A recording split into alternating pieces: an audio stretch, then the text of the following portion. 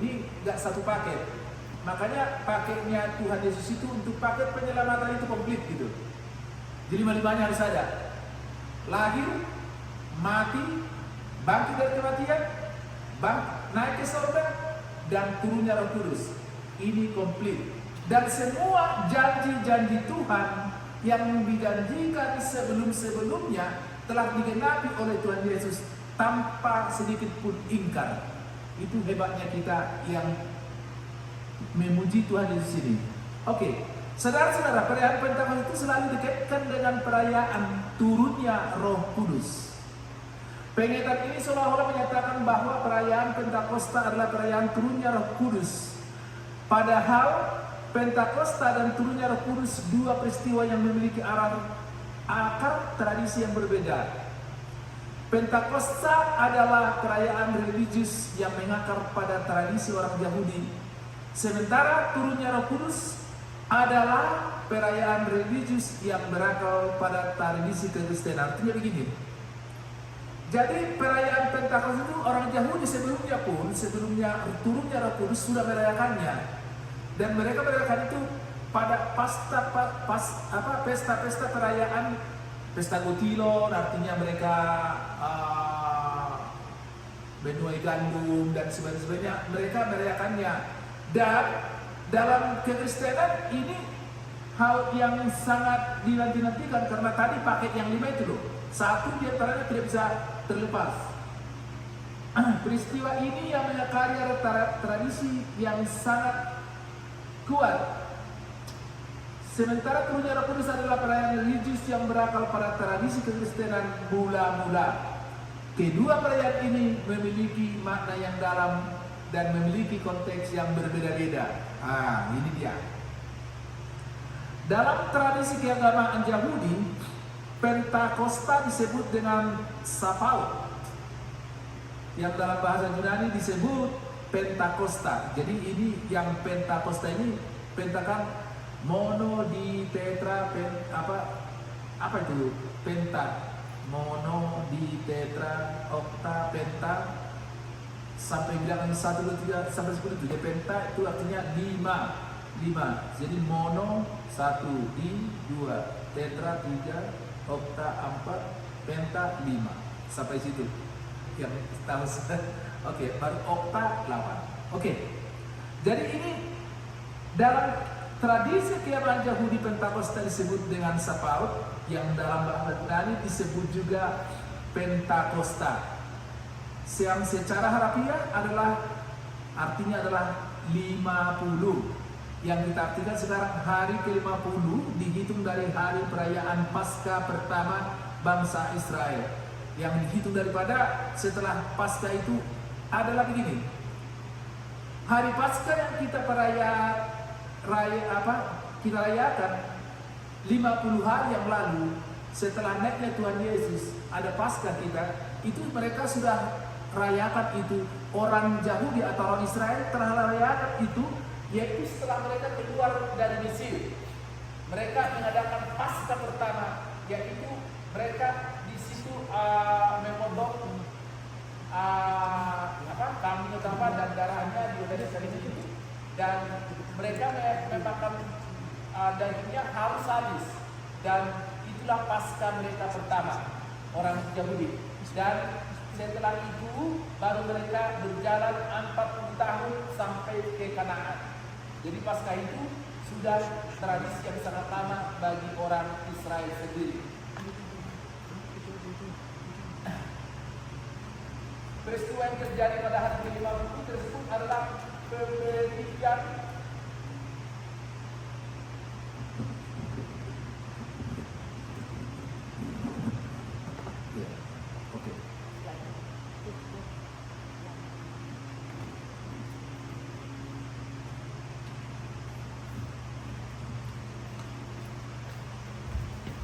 yaitu peristiwa yang terjadi pada hari ke-50 tersebut adalah pemberian hukum Taurat oleh Allah kepada bangsa Israel melalui Musa di Gunung Sinai. Jadi ada kaitannya begini juga. Setelah mereka berangkat dari Mesir, keluar dari Mesir 50 hari setelah itu sampai mereka di Gunung Sinai, Disitulah Tuhan memberikan Taurat, hukum Taurat itu kepada bangsa Israel. Jadi ada kaitannya.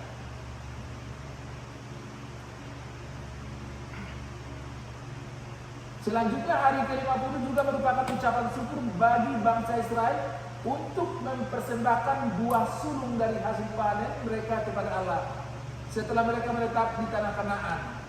Oleh karena itu, bagi bangsa Israel, Pentakosta memiliki makna yang sangat religius, sekaligus maknanya adalah dua, agraris dan juga ritual. Perayaan ini menjadi salah satu perayaan besar bagi umat Yahudi di samping perayaan Paskah dan perayaan Pondok Daud. Oke, jadi seluruh bangsa Israel yang akan berada di perantauan atau diaspora akan kembali ke Yerusalem untuk merayakan Sapau atau Pentakosta. Pada peristiwa Pentakosta inilah Allah menepati janjinya kepada murid yang sedang berkumpul di Yerusalem. Di sini kan begini, sebelum Yesus naik ke surga, Tuhan Yesus berjanji, jangan tinggal dulu menetaplah di Yerusalem sampai saya mengirim Roh Kudus atau penolong kepada kalian. Jangan kemana-mana. Dan mereka tinggal di Yerusalem selama 10 hari penantian. Dan kita ingat ya, murid-murid itu juga sampainya mereka pergi ke Galilea. Kita ingat bahwa Tuhan Yesus waktu di tepi pantai itu, Tuhan Yesus memanggil si Petrus dan mereka di situ melantik si Petrus 3 kali. Petrus,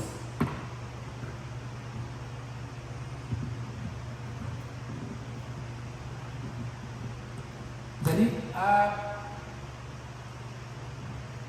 di Danau Galilea. Jadi murid itu setelah Yesus mati dan Yesus bangkit, dan sebagian murid itu perginya dan mereka kembali ke pekerjaan tadinya dari mana mereka berada. Kasih Petrus bersama teman-temannya, mereka kembali jadi tukang pancing atau nelayan. Dan pada saat itu juga Yesus datang kepada Petrus, dan disitulah Yesus melantik Petrus 3 kali. Petrus, sayangnya kau atau sayangnya kau sama saya? Katanya. Sampai 3 kali Petrus di situ sampai Petrus menangis. Dan dari situlah mereka dijanjikan Tuhan Yesus, kalian akan kembali ke Yerusalem dan menetaplah kalian di Yerusalem sampai penolong itu datang. Inilah hari yang dijanjikan itu. Pada peristiwa Pentakosta, Allah menepati janjinya kepada murid-muridnya yang sedang berkumpul di Yerusalem. Pada saat orang Yahudi sedang merayakan turunnya Taurat Tuhan di Sinai. Dan pada saat yang bersamaan juga, semua orang Yahudi dari seluruh dunia berkumpul di Yerusalem dalam perayaan turunnya Taurat kepada bangsa Israel di Gunung Sinai. Itu tadi yang ini, 50 hari setelah mereka berangkat dari Sukot. 50 hari dari Sukot sampai Gunung Sinai, dan turunlah di sana Taurat kepada Musa, melalui Musa. Dan Tuhan di Gunung Sinai, pada saat itu juga Allah mencurahkan Roh Kudus kepada murid-muridnya, sehingga mereka mampu bernubuat dan melakukan mujizat-mujizat. Melalui Roh Kudus, para murid menjadi rasul Allah yang terpanggil untuk memberitakan Injil kepada seluruh dunia. Mereka yang dahulu adalah penakut, kini atas tuntunan Roh Kudus mereka memiliki semangat yang menyala-nyala untuk memberitakan Injil Kristus. Oleh karena itu, peristiwa turunnya Roh Kudus menjadi perayaan lahirnya gereja persekutuan orang Kristen di dunia. Dengan demikian, bagi umat Kristen, Pentakosta tidak bermakna tanpa turunnya Roh Kudus. Yang menjadi pertanyaan sekarang adalah, siapakah Roh Kudus itu? Dan apa tugas-tugasnya? Apa pikirannya? Dan bagaimana indikasi ketika seseorang dipenuhi oleh Roh Kudus? Dan itu bisa kita baca di dalam Galatia 5 ayat 22 dan 24. Kalau boleh kita baca dulu. Galatia. Bisa nggak seseorang yang membacakannya?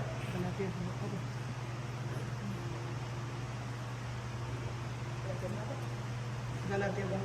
Galatia 5 ayat 22 dan 24. Tetapi buah roh ialah kasih, sukacita, damai sejahtera, kesabaran, kemurahan, kebaikan, kesetiaan, kelemah lembutan, penguasaan diri. Tidak ada hukum yang menentang hal itu. Barang siapa menjadi milik Kristus Yesus, ia telah menyatukan daging dengan segala hawa nafsu dan keinginannya. Oke. Dan di Galatia 22 Galatia 5 ayat 22 itu adalah di situ bagaimana pekerjaan dan apakah Roh Kudus itu, buah-buah Roh Kudus itu bagaimana ketika seseorang yang memiliki Roh Kudus. Karena ini masalah Roh Kudus ini sangat ini ya, karena kalau teman-teman kita di kote-kote atau di gereja karismatik, mereka bisa berbahasa roh ya. Dan kalau Dokter Panggawian bilang dulu sandal aja, mereka ini kan sandal lama katanya. Sandal lama, masa sandal lama saja ini, nggak ada sandal baru. Jadi mereka nggak ini. Nah itu, jadi kita nggak. Jadi di sini bisa kita lihat kalau seseorang yang dihadiri atau di Roh Kudus ada ciri-cirinya di Galatia 5 ayat 22 sampai 24. Dan di ayat 24 itu adalah dikatakan di situ bahwa kelihatannya sampai perilaku seseorang itu kalau sudah ada Roh Kudus dalam dirinya dan dia akan menyembah Tuhan Yesus dengan sepenuh hatinya, tidak main gitu. Itulah pekerjaan Roh Kudus. Oke, kita teruskan dulu. Sebelum peristiwa turunnya Roh Kudus, Yesus telah menjanjikan bahwa Dia akan mengutus Roh Kudus dari Sang Bapa kepada murid-muridnya. Roh Kudus adalah pribadi Allah ketiga dalam hakikat Roh. Roh Kudus adalah Roh Allah dan Roh Kristus, dan melalui Roh Kudus Bapa dan Anak berada dan diam dalam diri orang-orang yang percaya. Wujud kehadiran Allah dan Anak dalam kehidupan setiap orang percaya adalah Roh Kudus. Oleh karena itu, Roh Kudus adalah cara berada Allah dalam diri manusia. Artinya sekarang kita bisa melihat bahwa seseorang itu benar-benar dia menyembah Allah dan Tuhan Yesus Kristus kalau Roh Kudus ada di dalam hidupnya. Pekerjaan Roh Kudus telah dijelaskan oleh Yesus kepada murid-muridnya, yaitu sebagai penghibur, pengajar, dan penolong, penuntut. Sebagai penghibur, Roh Kudus memberikan pengharapan kepada setiap orang percaya di tengah tantangan dan penderitaan yang mereka hadapi. Selanjutnya sebagai pengajar, Roh Kudus memberikan hikmat dan pengetahuan kepada manusia tentang apa yang benar dan apa yang salah di hadapan Allah. Sebagai penolong atau penuntut, Roh Kudus menyesatkan manusia akan dosa-dosa yang telah diperbuatnya. Oleh karena itu, orang yang dipenuhi oleh Roh Kudus adalah orang yang menghasilkan buah-buah Roh.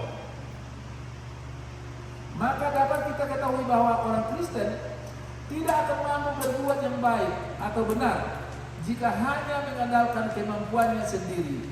Bersama Roh Kudus, kita melakukan perkara besar di dalam nama Tuhan Yesus Kristus.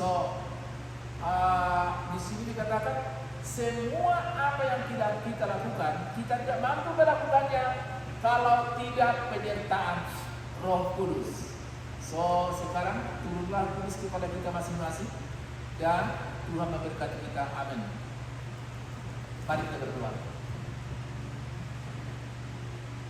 Mau dialimani oleh Tuhan nunga ibigihani hatani asa Hobali Tuhan naman dumanihani di bagasan mulunamis galubali. Say leama Roh Kudusmu maripa di bagasan rohanami marsada-sada. Asa moi nala menutup kami tu dalam nami di ngulunami segala pari. Asa boy magparbuhay kami dari galing Tuhan, nalaw pasangapon war mo na bagi. Ibali Tuhan dungani ma saluhut na ruas nuriang. Asa boy kami dari Tuhan sa toro seturu dohot Roh Kudus naum tulung sadarion Tuhan marsada-sada. Asa boy kami Tuhan mangulo di bagasani, jala boy kami Tuhan berbuah di bagasani, di bagasan asi dohot holong Tuhan, asi maroham dihani, mau dihati maniho ali Tuhan, ulu bidungani hani jala sesa desa nami nagodan, asa tarup manjalo subena akara dengan noni na naing pasahom tomo Tuhan. Suak sodi ali Tuhan non di dalau mulak kami tunyaran marsada-sada, homana mandungani hani, asi maroham dihani, mau dihati maniho di bagasan Yesus Kristus. Amin.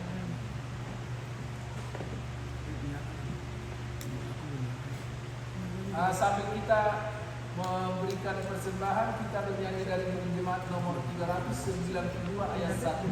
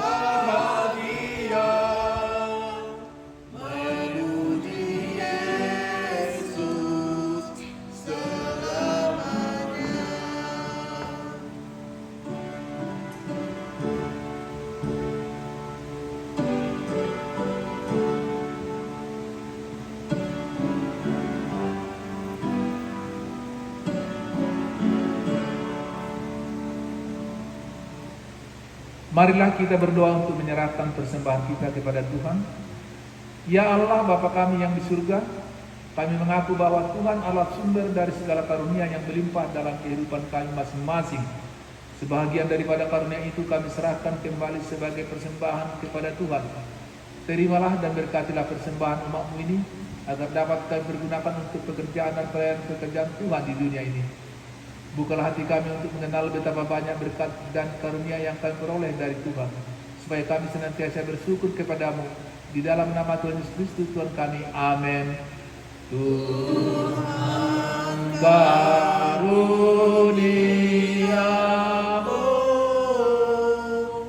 roh dan jiwaku semua, nyawa juga hidupku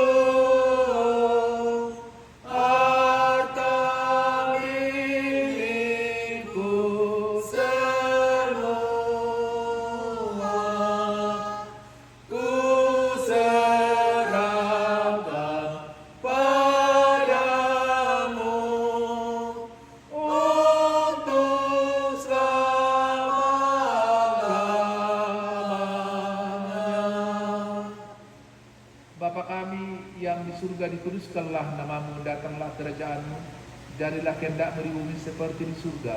Berikanlah kami pada hari ini makanan kami yang secukupnya, dan ampunilah kami akan kesalahan kami seperti kami juga telah mengampuni orang yang bersalah kepada kami. Dan janganlah membawa kami ke dalam pencobaan, tetapi lepaskanlah kami daripada yang jahat. Karena Engkau punya kerajaan dan kekuasaan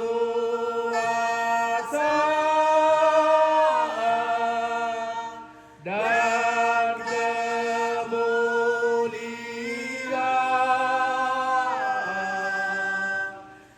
sampai selama-lamanya. Amin.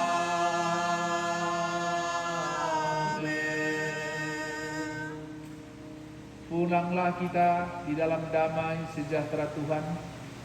Tuhan memberkati kita dan melindungi kita.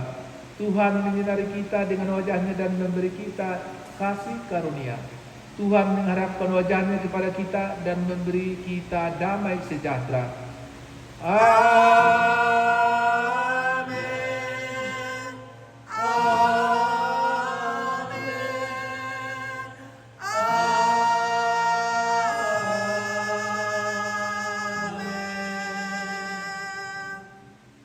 Selamat hari Minggu.